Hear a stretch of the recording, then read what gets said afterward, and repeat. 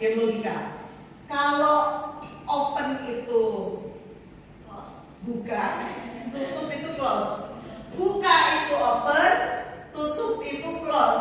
Buka open, tutup close. Oke? Contohnya, timun itu open, buku itu open, pintu itu open, jendela itu open, kitab itu close. Maksud buka itu open, tutup itu close. Oke, buka itu open, tutup itu close. Rambut open, good. Jendela open. Jam selesai, good. Ada yang belum tahu? Itu kita tanya satu-satu ya. TV open. Kayaknya tebak ya. AC open.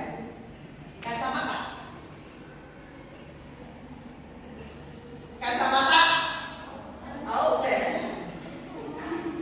Gigi open.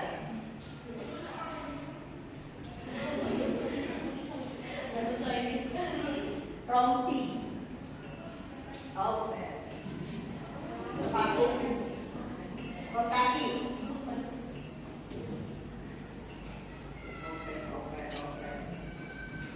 Mading open. Rak pintar.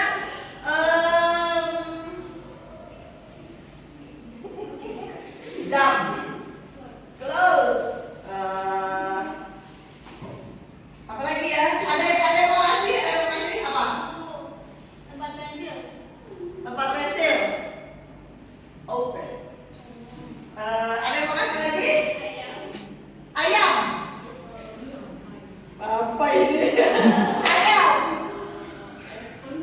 Ayam close. Apa lagi ya? Hidung open.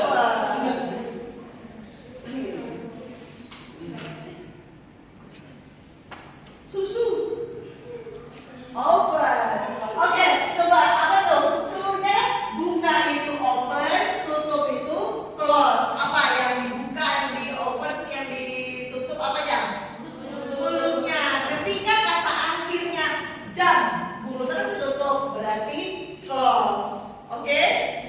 Terus gigi, mulutnya kelihatan ya gigi kebuka, berarti itu open. Oke? Tepuk tangan buat kita semuanya. Oke, anak-anak, di pertemuan kali ini kita akan belajar tentang berpikir komputasional. Sebelumnya di materi informatika sudah pernah kita bahas ya. Ada yang masih ingat apa aja 4 pilar berpikir komputasional? 1. Dekomposisi. Yang kedua, pengenalan pola. Good job. Yang ketiga, abstraksi. Good. Yang terakhir, algoritma. Oke, kita akan bahas ya. Kenapa sih Bu kita harus belajar materi ini? Ya, tujuannya apa? Kita nanti akan belajar di sini agar kalian bisa mengidentifikasi 4 pilar berpikir komputasional dalam konteks kehidupan sehari-hari, oke? Dan mengembangkan solusi praktis ya untuk menggunakan logika algoritma untuk memecahkan suatu masalah. Terus yang ketiga, nanti kamu bisa menunjukkan sikap reflektif dan kolaboratif dalam menyelesaikan masalah yang berkaitan dalam kehidupan sehari-hari. Oke, sekarang kita sama-sama tengok ya berpikir komputasional. Nah, pernah nggak kalian melihat ya? Coba ketika kasih gambar di sini, wah tuh ada yang kamarnya macam ini. Siapa? Ada? Ini kalau misalnya lagi libur ya hari Sabtu.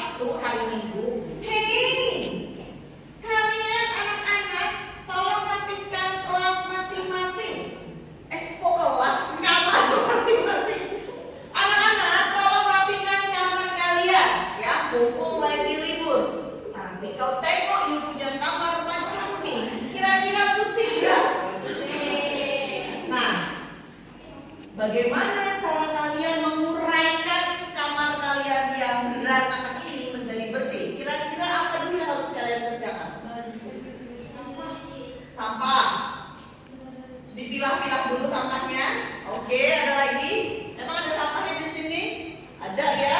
Tuh, ada gunting, ada sendal, ada keranjang, ada sepatu, ada baju, ada spray. Apalagi yang mau dipisah? Baju. Bajunya dipisah-pisah antara baju yang bersih dengan baju yang kotor. Oke, terus? Sepatu ini yang lain? Disimpan di rak. Oke, terus? Apa lagi? Sendal sama sepatu berarti ditaruh di rak yang sama ya. Kabel, mana kabel? Oh ini ya, ada kabel charger. Diapain?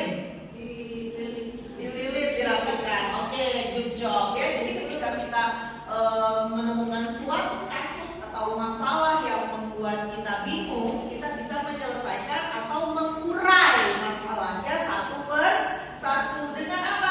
Ternyata tanpa kita sadari ya guys ya, kita itu sudah menerapkan berpikir komputasional dalam kehidupan kalian sehari-hari. Contoh, merapihin kamar. 2, kalian posisi meja belajar kalian ya, itu tertata nggak buku-buku kalian? Tertata kan? Dan kalian mengambil buku-buku itu sesuai dengan hari. Jadi hari Senin jadwal pelajarannya apa, hari Selasa jadwal pelajarannya apa, iya toh? Nah berarti kalian sudah menerapkan berpikir komputasional. Terus lemari pakaian. Nah coba kalau lemari pakaian tercampur nggak? Lemari pakaian itu kan biasanya ada rak-raknya ya. Ada rak-raknya, rak atas biasanya buat apa? Naruh baju hari-hari misalnya. Terus yang tengah baju buat jalan-jalan. Rak yang ketiga baju-baju seragam. Itu nggak rak lemari baju kalian? Nah itu secara tidak langsung tanpa kalian sadari, kalian sudah menerapkan sistem berpikir komputasional. Oke ya, kita panggil lagi memorinya berpikir komputasional. Nah, apa sih berpikir komputasional? Jadi kita akan belajar kekuatan untuk memecahkan masalah di dunia nyata dengan berpikir komputasional. Oke, berpikir komputasional itu apa?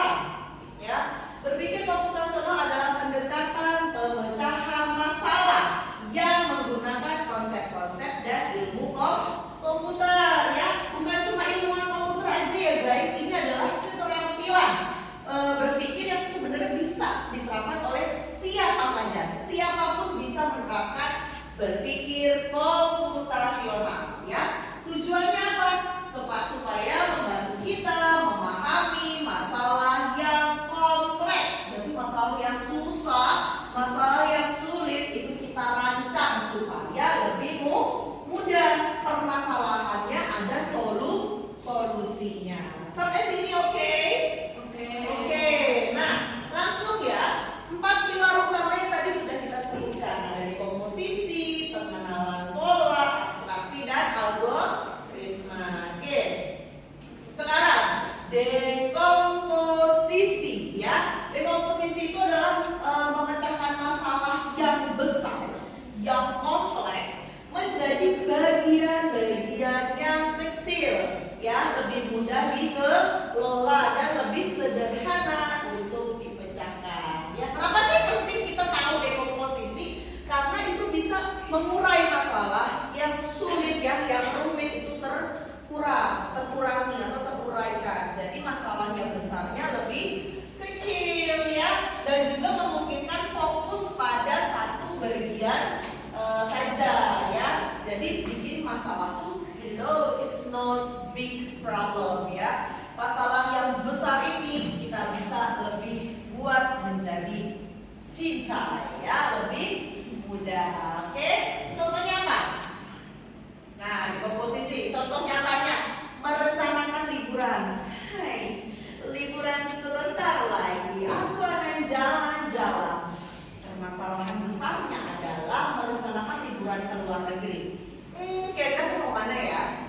Contoh misalnya kita mau kemana nih?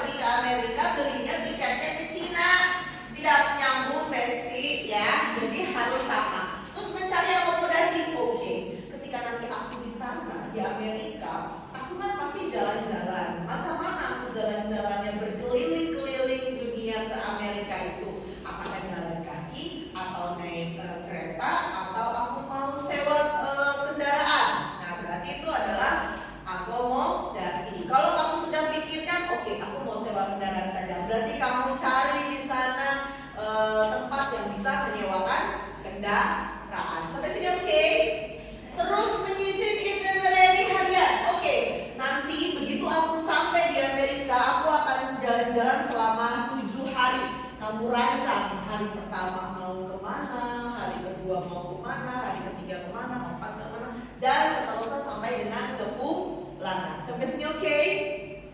Oke. Terus bikin deh tuh anggarannya. Oke, ke Amerika tiket pesawat PT sekian, ya. Terus nanti aku buat sewa rental mobil, terus aku buat makan, aku buat beli oleh-oleh, aku buat sewa hotel, aku buat apa lagi ya, kebutuhan jalan-jalan tuh, laundry, ya kan. Mungkin kamu bawa baju nggak usah banyak-banyak, nanti kamu laundry aja di sana. Nah itu jadi kebutuhannya. Kira-kira aku ke Amerika butuh bawa uang berapa? Nggak mungkin cuma bawa uang kupon sekolah 10.000 ya.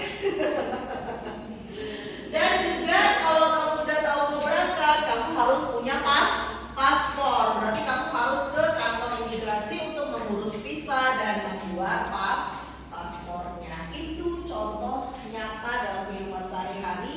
Pilar dekomposisi, masalah yang besar diuraikan. Sampai sini oke? Sampai sini ada yang mau ditanya? Oke. Sekarang Bundika akan minta kalian untuk membuat kelompok, ya. Kita bikin 4 kelompok, masing-masing kelompok harus menentukan atau memberikan contoh berpikir komputasional. Ada 4 pilar. Berarti satu kelompok 1 pilar. Oke? Silakan, mau dibentuk kelompoknya gini aja ya. Ini ke sini. Ini ke sini, ini ke sini, ini ke sini. Oke? Oke? Yuk silakan bergabung bersama kelompoknya. Ini didempet, ini didempet, ini 3, ini 3. Ya.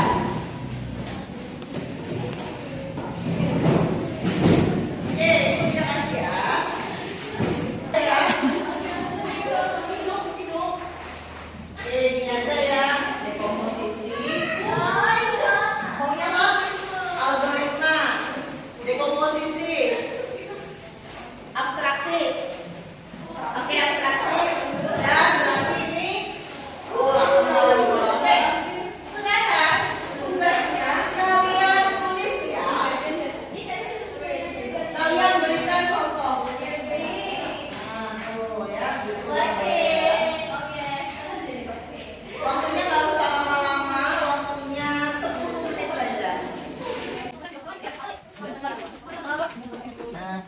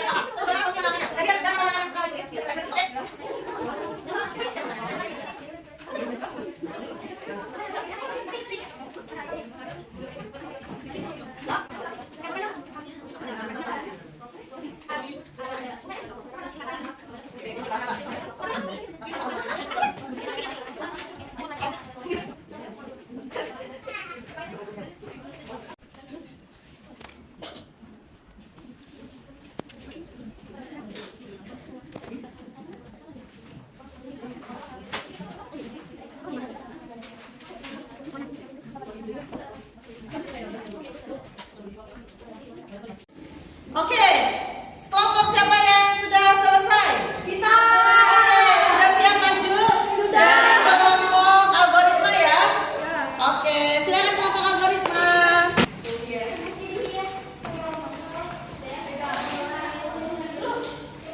Oke, mohon perhatiannya untuk kelompok yang lain. Kita akan sama-sama dengarkan penjelasan dari kelompok algoritma. Silakan.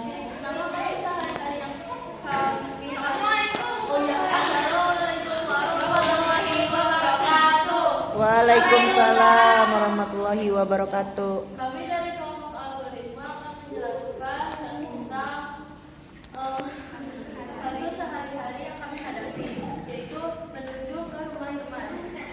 Dekomposisinya adalah lokasi, rute transportasi, waktu, dan perbekalan.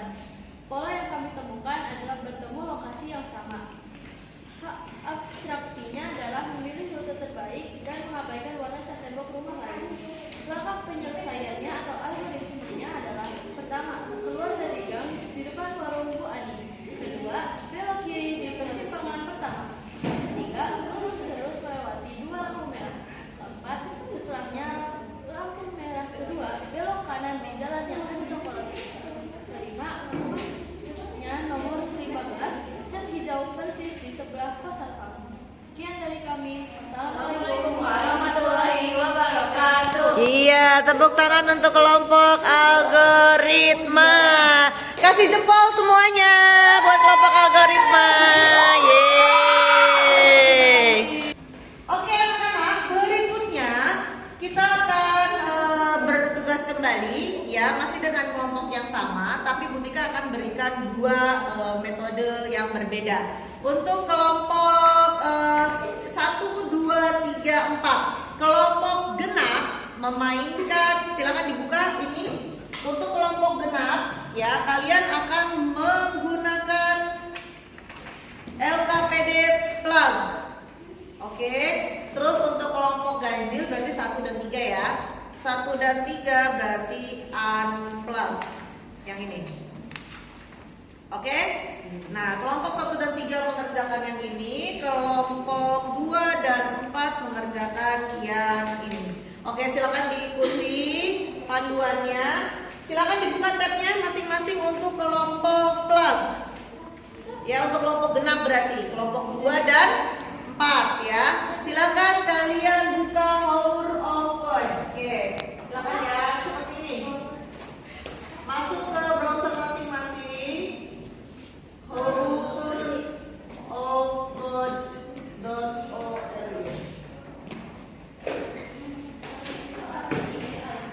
Nah, seperti ini.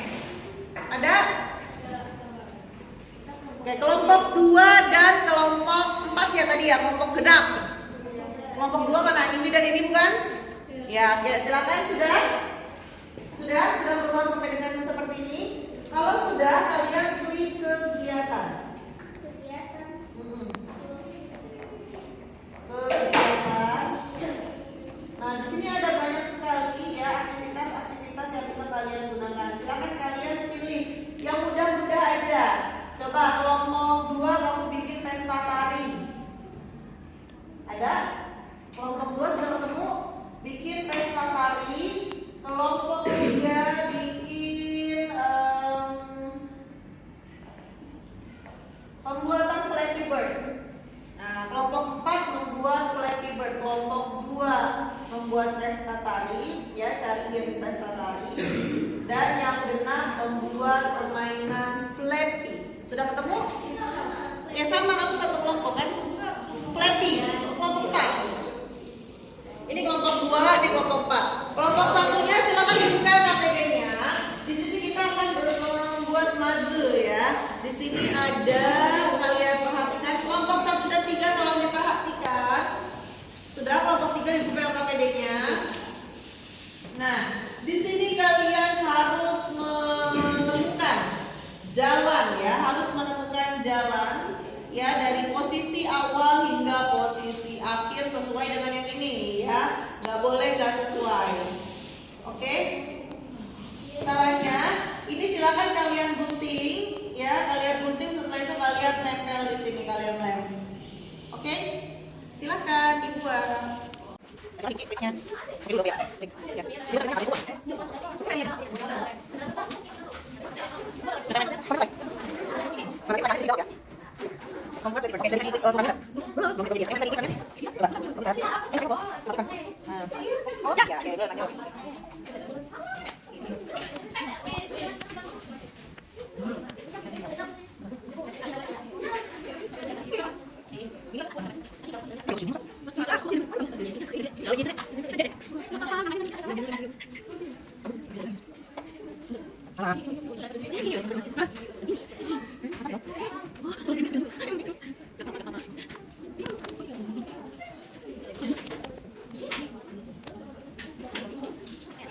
Keren.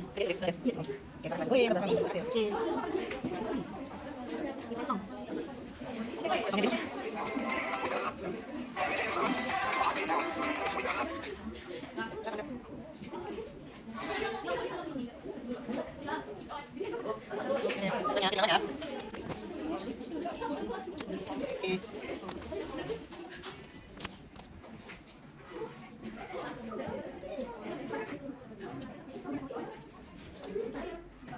Oke.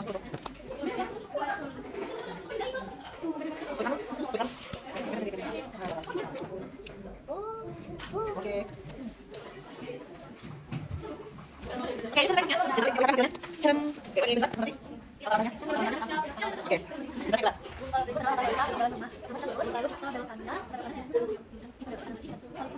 Apanya apa? Misalnya sudah pohon. Oke, cocok. Oke, baca. Terus kita sekarang bisa. Ya, pada. Oke, sana ada. Dari sini ada itu.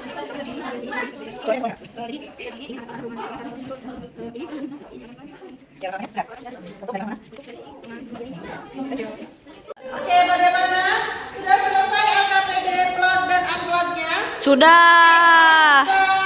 Presentasi sekarang perwakilan dari kelompok plot yang akan dipresentasikan oleh kelompok yang membuat game Flappy Bird ya dengan menggunakan website powerofcode.com. Ya, silakan.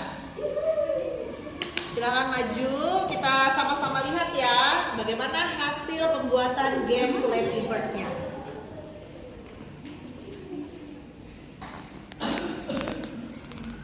Assalamualaikum warahmatullahi wabarakatuh. Waalaikumsalam warahmatullahi wabarakatuh. Kelompok bola akan mempresentasikan tentang game Flappy Bird. Bapak ketiga yang kita lakukan adalah sebelum urutan kelompok yang kita lihat adalah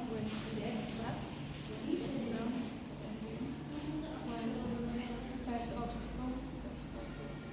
Strategi yang kita gunakan biar berhasil adalah mengikuti instruksi yang berada pada power of code.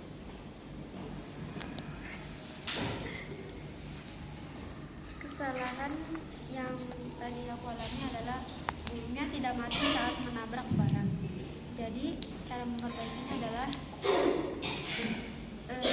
end game ketika hit ground and hit an obstacle.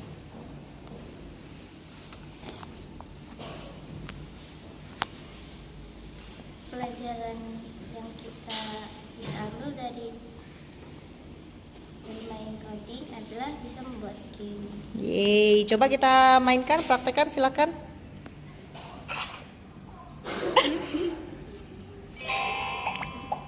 Oh, baru juga main sebentar, coba ulangi. Coba siapa yang main?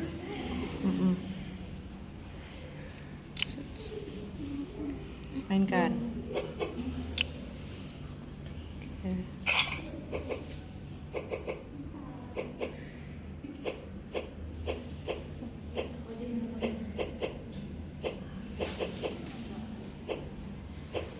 Nah itu nggak mati kok, kena tembok. Ini when hit an obstacle harusnya Nah gitu. Oke. Berarti ini apa nih, dekomposisi, pola, algoritma atau abstraksi? Algoritma. Oke, good job. Thank you. Kasih tepuk tangan dulu dong.